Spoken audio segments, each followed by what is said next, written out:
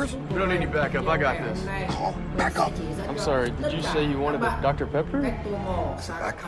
Look, we don't need any backup, even if he has great hair and famous relatives. I think we're talking about two different things here. College football, it's a Pepper thing. You know I made it to the playoff. Without any backup. I get it. What we really need is a phenomenon. SEC volleyball soars to new heights. This is such a strong conference. Volleyball on SEC Network and SEC Network Plus. Have you ever felt leg pain, restlessness, cramps, tingling, swelling, numbness, itchiness, or coldness? Then you need the new, clinically proven Legzercise Pro, the natural circulation booster that uses continuous automatic leg movement to soothe pain and promote healthy circulation the natural drug-free way. After using Legzercise for a week, I felt like I wanted to go for a walk again without pain like I used to. Legzercise Pro's patented walking simulator propulsion technology moves your feet back and forth along its concave track, creating constant movement and flex at both the knee and ankle joints. It's like having a physical therapist right in your own home. It's helped with the swelling and the pain. The tingling feeling is gone. Call right now and order your very own Legzercise Pro, the clinically proven automatic leg mover that soothes pain and naturally promotes healthy circulation. Call now. You're watching SEC Football Final, presented by Academy Sports and Outdoors. Who doesn't love Diego Pavia? Communists. Hugh Freeze. That's what I was. I wasn't playing. That's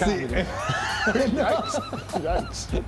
All right, Diego's beaten Hugh Freeze as a New Mexico State Aggie. Once when Freeze was at Auburn, once when Freeze was at Liberty, and here he is looking for another one.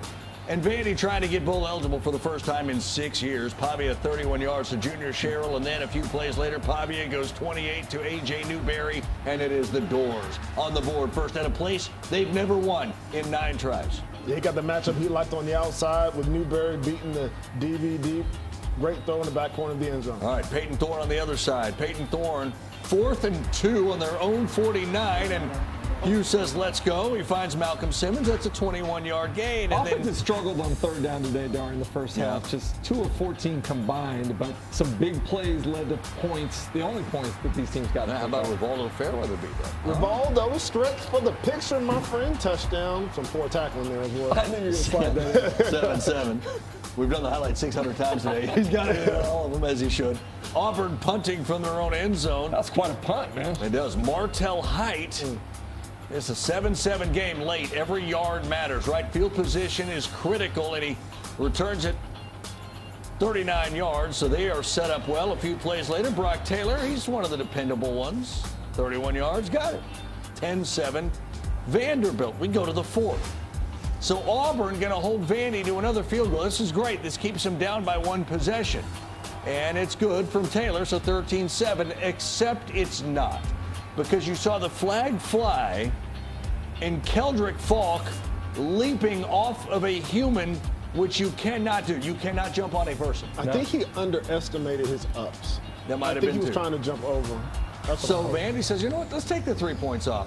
Because we'd rather have 7, and they got it. Eli Stowers touchdown. Pavia only completed 5 passes through the first 3 quarters, but hit 4 of 5 on that particular 4th quarter drive. 9 of 22 on the day with a number.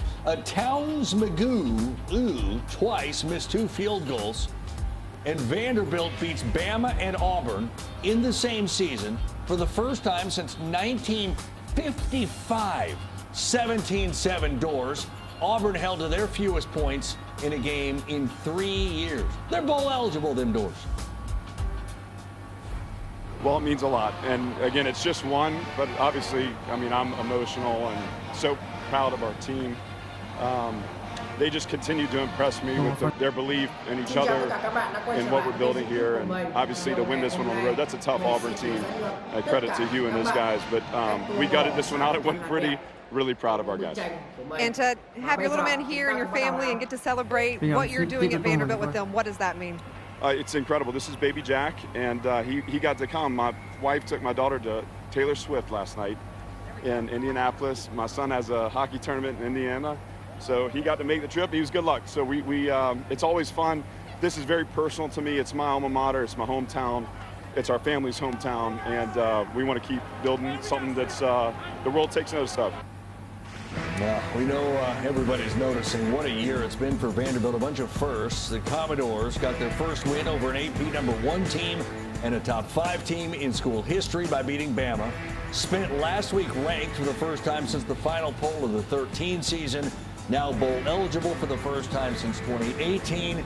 They've got all kinds of goals still in front of them. They are all reachable. They host South Carolina in what should be a phenomenal game next week right here on the SEC Network. We've said so much about the things that Vanderbilt has done here, Ben Watson, but as we continue to watch them, what do you pull from this performance? At the time they need it, Diego Pavia, this offense makes plays. At the time that it was an ugly game early on. It's tied at halftime. At one point, they were punting. There was no long drives, turnovers, all those sorts of things. But late in that fourth quarter, you see a 14-play, 78-yard drive for a touchdown led by Diego Pavia that takes about 9 minutes off of the clock, and that extends the game to 17-7, and that's why they win the football game. They hung in there, and then their defense, I thought, played well. Look, this Auburn team, we watched them last week against Kentucky, put up over 250 yards rushing, and they hold them to 88 today. And so they're playing really good complementary football, but they're hanging in there, and they're making plays at the end of games when they have to on the road against an Auburn football team that needed this win just as badly as they did. Dari, you know who you saw holding the kid doing the interview? Who was that? Doing the interview? Clark Lee? Clark Lee, yeah. He's the head coach. He's also the defensive coordinator, right? The defensive coordinator. And we don't talk enough about the defense because he's reinserted himself on that side of the ball, calling plays. They were not going to let Jarquez Hunter and the run game beat them the way Kentucky's defense did last week. You mentioned the 88 yards they'd given up, but they got after the quarterback today. 3 sacks. They only allowed 2 of 13 on third down, 7 tackles for loss. And oh, by the way, stop me if you've heard this, they won the turnover margin. Every single week they win the turnover margin.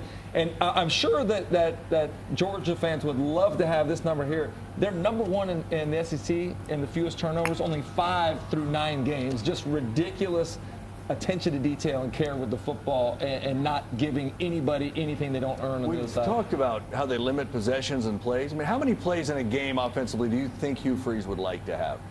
Hugh Freeze? Hugh Freeze, between 70 and 80 at least minimum? Oh, yeah. 58. They did the same thing to Alabama. Held them under 50, right? I mean, it's time of possession. They milk the clock. They don't let you do what you want to do. And it exemplifies those errors that you do make because you have so few possessions. If you turn the ball over, if you waste a possession, you're not going to get the ball back. Wow. 6-3. Awesome. Go bowling. Now to those get-right games. Oklahoma needed one. They've lost 3 games in a row. The offense has been a mess. They gave up 10 sacks last week, 9 the week before. Here comes Maine, who actually scored first. It was 7-0 Black Bears. From their own 10, Jackson Arnold look, he's got all the talent in the world. They know that. J.J. Hester, 90 yards, ties for the second longest touchdown pass in Oklahoma history. Yeah, J.J. goes 4 for 112, first touchdown of the season. Can you believe it? And a long one at that. Javonte Barnes, big day for him as well. 203 yards, a career high on the ground. Oklahoma racks up 665 and you teased something. Doesn't give up a sack in this game. 0